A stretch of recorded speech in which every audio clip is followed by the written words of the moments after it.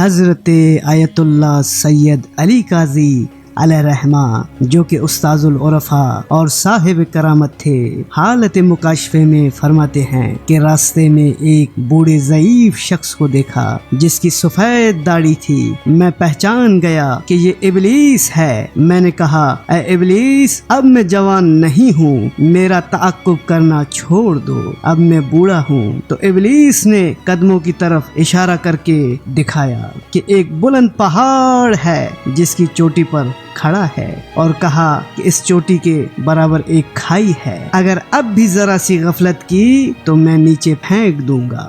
حضرت آیت اللہ سید علی قاضی علیہ رحمہ فرماتے ہیں کہ اگر کوئی شخص صاحب استقامت یعنی کسی امر پر مضبوط رہنا چاہتا ہے تو وہ اس آیہ کریمہ کو لکھ کر جیب میں رکھے، ان الذین قالوا ربنا اللہ ثم استقاموا تتنزل علیہم الملائکۃ۔ اس دستور العمل کی برکت سے ملائکہ نازل ہوں گے اور ابلیس دور ہوگا۔